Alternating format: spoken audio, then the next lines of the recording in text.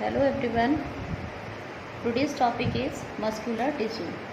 So student अभी तक आपने देखा कि हम लोगों ने एपिथेलियल टिश्यू पढ़ लिया है, कनेक्टिव टिश्यू और अपना फ्लूइड कनेक्टिव टिश्यू। अब हमारा आता है मस्कुलर टिश्यू। मस्कुलर टिश्यू का क्या कैरेक्टरिस्टिक होते हैं, देखिए कि जो मस्कुलर टिश्यू होता है वो मसल सेल या मसल्स फाइबर से मिलकर बनता है। Muscles fibre are elongated and large sized होते हैं, यानी मसल फाइबर जो होते हैं वो इलोंगेटेड होते हैं और लार्ज साइज्ड होते हैं। अब यहाँ पर जो मस्कुलर टिश्यू ये पढ़ा रही हूँ मैं, जिसका आपको है ना, तो इसके मतलब ये क्या है, सिर्फ आपको मस्कुलर टिश्यू पढ़ाया जा रहा है, बाद में आपको बताया जाएगा इसके टाइप्स। तो इसी तरीके से जो भी मसल्स फाइबर होते हैं वो कैसे होते हैं बेटा, इलोंगेटेड होते हैं और लार्ज साइज्ड के होते हैं। देन कॉन्ट्रेक्टाइल प्रोटीन जो होती है ना, जो कॉन्ट्रैक्शन और रिलैक्शन का काम करती है बेटा, तो वो वो प्रोटीन कौन सी होती है, एक्टिन और मायोसिन। तो ये प्रेजेंट होती है इन फाइबर्स में, जो कि किसके लिए होती है बेटा, कॉन्ट्रैक्शन एंड रिलैक्शन के लिए। ठीक है। कॉन्ट्रैक्टाइल प्रोटीन जो होती है वो हेल्प करती है बॉडी के मूवमेंट में। अच्छा, यहाँ पे मूवमेंट और लोकोमोशन में थोड़ा सा आप लोग कन्फ्यूज होते हैं। मीन्स लोकोमोशन में क्या होता है बेटा, उसमें one place to another place पर आप लोग क्या करते हैं, मूव करते हैं। और यहाँ पर मूव में जैसे कि अपना हाथ को हिला लिया, पैर को हिला लिया, तो ये होता है movement.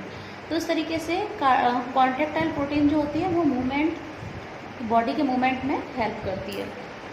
Then muscular tissue are of 3 types. ये 3 टाइप्स के होते हैं, skeletal tissue, smooth muscular tissue and the cardiac muscles tissue.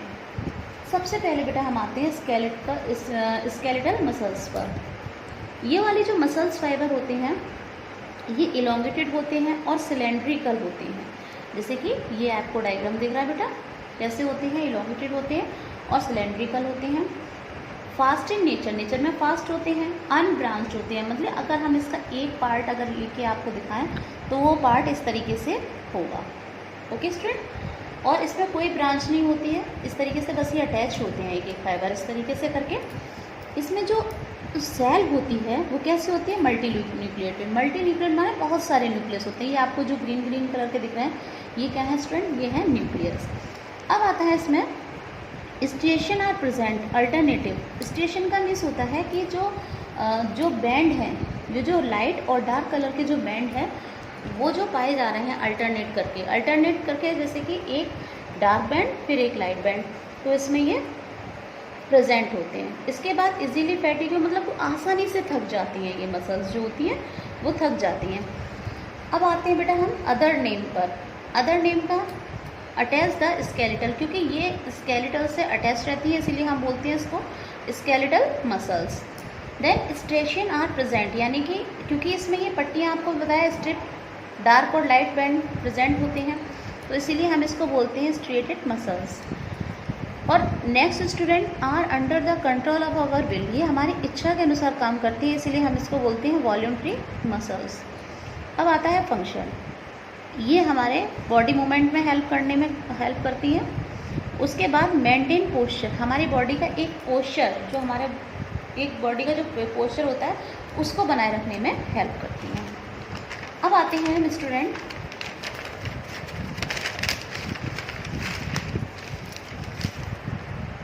Smooth या विसरल मसल्स पर।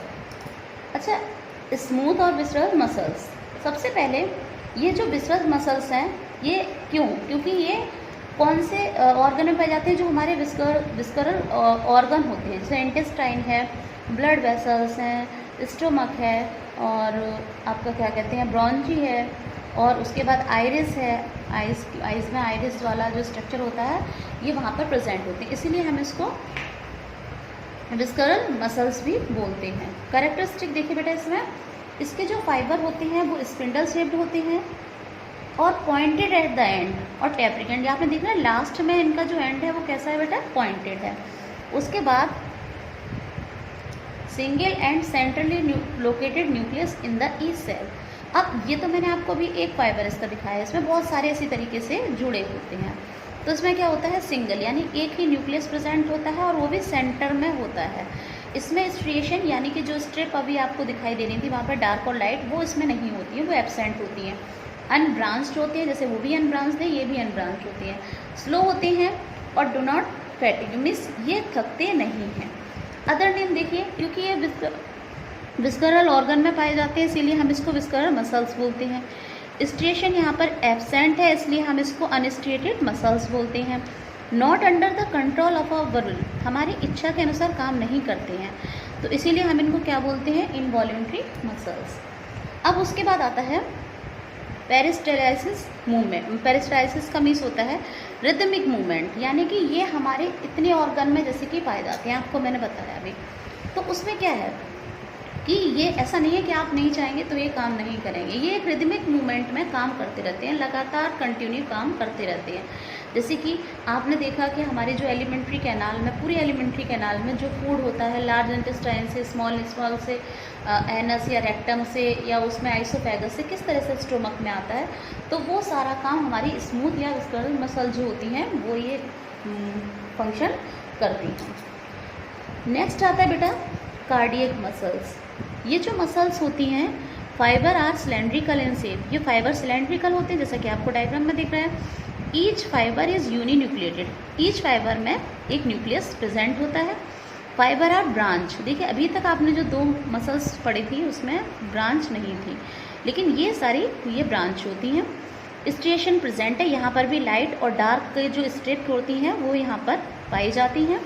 और डू नॉट फैटिग, यानी ये भी नहीं थकती हैं, अपना कंटिन्यू वर्क करती रहती हैं। अदर नेम, क्योंकि कार्डियक मसल्स जो होती हैं हार्ट में पाई जाती हैं इसीलिए हम इसको क्या बोलते हैं, कार्डियक मसल्स। स्ट्रिएटेड मसल्स इसलिए बोलते हैं क्योंकि यहाँ पर स्ट्रिएशन प्रेजेंट है, स्ट्रिप प्रेजेंट है, डार्क और light, not under control of our will, ये हमारी इच्छा के अनुसार काम नहीं करती है इसलिए हम इसको इनवॉल्यूंटरी मसल्स कहते हैं। सो इनका फंक्शन क्या होता है बेटा, फंक्शन इनका होता है contraction and रिलैक्शन way of the heart, यानी जो हमारा हार्ट होता है कॉन्ट्रैक्ट करता है मीन्स ब्लड को पंप करता है different part of the body में, या जो इम्प्योर ब्लड को लेके जाता है या उसका प्योर ब्लड का पूरी बॉडी में जो उसको क्या करता है, ट्रांसपोर्ट करता है, तो ये सारा काम हमारे कार्डियक मसल्स का ही होता है। अब हम आते हैं बेटा अपने लास्ट टिश्यू पे, जो कि हमारा ये जो टिश्यू है एनिमल टिश्यू उसका एक लास्ट टाइप है, तो वो है बेटा हमारा नर्वस टिश्यू। नर्वस टिश्यू, अब आपको ये बताएं ये वाला जो टिश्यू है इसके क्या हमारे बॉडी में क्या इसका रोल होता है। सबसे पहले देखिए हमारे बॉडी में जो भी हम कर रहे हैं है ना, उससे मैसेज ट्रांसमिट करना, उसके बाद जो भी हम लोग दिख रहा है, हमें स्मेल हो रहा है, टेस्ट हो रहा है, किसी भी चीज़ को हम रिकॉग्नाइज कर रहे हैं, तो हमारा उसमें हमारे माइंड की बहुत ज़्यादा मेन उसमें रोल होता है। और वो माइंड में वो जो मैसेज होते हैं वो ट्रांसमिटेड किसके द्वारा होते हैं, वो नर्व्स फाइबर के द्वारा होते हैं। ओके स्टूडेंट, तो अब हम पढ़ते हैं इस वाले टिश्यू को। ये जो टिश्यू है वो न्यूरॉन और नर्व सेल से मिलकर कंपोज होता है, और ईच न्यूरॉन है cyton, dendrites, axon and axon terminal. ये पूरा स्ट्रक्चर है किस किस से मिलकर बना है, देखिए ये है साइटोन, डेंड्रोन, ओके स्टूडेंट, उसके बाद axon and this axon terminal. अब वन बाय वन हम इसके पार्ट को आपको क्लियर करेंगे। सबसे पहले बेटा हम आते हैं साइटोन या सेल बॉडी। इसके बीच में यानी सेंटर में एक न्यूक्लियस होता है, और क्या होता है बेटा यहाँ पर साइटोप्लाज्म होता है, और साइटोप्लाज्म में बहुत सारे नेजल ग्रान्युलस होते हैं, बहुत सारे ग्रान्युलस होते हैं यहाँ पर, छोटे छोटे से पार्टिकल आपको दिखेंगे जब आप इसको देखेंगे तब। उसके बाद डेंड्राइट्स। डेंड्राइट्स क्या है, अब डेंड्राइट से पहले हम इसको बताएंगे आपको डेंड्रोन। जो साइटोन होते हैं, साइटोन में से ब्रांच लाइक स्ट्रक्चर जो होती हैं एराइज होते हैं, और ये डेंड्रोन फर्दर डिवाइड, यानी कि ये डेंड्रोन जो होती हैं वो आगे जाके बहुत सारी हाईली ब्रांचेस में डिवाइड हो जाती हैं, जिसे हम बोलते हैं बेटा डेंड्राइट्स। ओके, अब आता है एक्सोन। एक्सोन क्या है, एक्सोन साइटोन से ही एक लॉन्ग सिलेंड्रिकल एक स्ट्रक्चर निकलता है। ओके स्टूडेंट, जैसे कि आपको ये दिख रहा है, ये क्या है एक्सोन। अब उसके बाद ये क्या होता है, सिंगल लॉन्ग प्रोसेस होती है जो आपको दिख रही है। इंडिविजुअल नर्व सेल में भी अप टू 1 मीटर लॉन्ग, यानी कि अगर हम नर्व सेल की बात करें, जैसे कि आपको सेल वाले चैप्टर में भी मैंने पढ़ाया था कि सबसे लंबी जो है ना लॉन्ग नर्व कौन सी है ह्यूमन बॉडी में, तो क्या है नर्व सेल। तो इस तरीके से ये क्या होती है बेटा 1 मीटर लॉन्ग तक हो सकती है। अब एक्सोन के चारों ओर एक सीट होती है, ये जो आपको दिख रहा है बेटा इसे हम बोलते हैं माइलिन शीट। माइलिन शीट यानी कि अब ये देखिए ये कहाँ कहाँ पर पाए जाते हैं, नर्वस टिश्यू हमारे ब्रेन में, स्पाइनल कॉर्ड और नर्व्स में। अब ब्रेन में, क्योंकि जैसे कि आपको मैंने बताया था कि ब्रेन में, अब उसके बाद आता है फंक्शन। इसके मेन फंक्शन क्या है, देखिए सेंस स्टिमुली, यानी कि जो भी हमारे सेंस जैसे कि टच है, स्मेल है, टेस्ट है, हियरिंग है, लाइट है, जैसे कि आपने किसी भी चीज़ को टच किया, अब वो सपोज दैट हॉट है और आपका हाथ तुरंत वहाँ से हटता है, तो ये मैसेज किसने रीड किया, जो हमारे मसल्स टिश्यू थे उन्होंने उसको वो मैसेज क्या किया, उसको स्पाइनल कॉर्ड में भेजा, वहाँ पर उस आपके पास वो इंस्ट्रक्शन आया कि इसे मत छुओ। लेकिन इसकी स्पीड बहुत ज़्यादा कैसी होती है बेटा, तेज होती है, कि हम उसको इतनी जल्दी स्पीड होती है कि हम उसको तुरंत एक्शन ले लेते हैं। इसके बाद जैसे आपने कोई भी स्मेल को, यानी कि नोज आपको स्मेल लगी, उसको माइंड ने आपको रिकॉग्नाइज़ किया और बताया कि ये किस चीज़ की स्मेल है, तो आप तुरंत बताते हैं ये ऐसी स्मेल है या इस चीज़ की स्मेल है। इसी तरीके से आप कोई भी टेस्ट करते हैं कोई भी चीज़, है ना, कि खट्टी है ये चीज़, श्योर है या बिटर है या स्वीट है, तो वो भी टेस्ट में हेल्प कौन करता है, हमारा ब्रेन ही करता है। ओके, हियरिंग में आप जैसे कि किसी भी साउंड को पहचानते हैं, आइडेंटिफाई करते हैं ये किसका साउंड है ना, तो ये इसमें भी। इसके बाद लाइट, इस चीज़ पे जैसे लाइट पड़ती है और आप देखते हैं ये वाली चीज़ है, तो उसके बाद आपको ब्रेन आपको इंस्ट्रक्ट देता है या ऑर्डर देता है कि हाँ ये वाली चीज़ है ना। जैसे आपने ये बैग देख रहे हैं आप, या कॉपी देख रहे हैं, कुछ भी जो आपके सामने है, तो उसमें ब्रेन का मेन रोल होता है। अब हम इसके आते हैं सेकेंड फंक्शन पे, sending impulse across the body through electrical signal. Electrical signal यानी कि जो हमारे बॉडी में जो इम्पल्स होती हैं, जो हमारी बॉडी से ब्रेन तक जाती हैं, या ब्रेन उसको द्वारा से हमें उसका रिप्लाई करता है, और फिर उसके बाद हम जो भी कोई एक्शन लेते हैं, तो वो क्या होते हैं बेटा, किसके थ्रू होते हैं, हमारे इसी नर्वस टिश्यू के थ्रू होते हैं।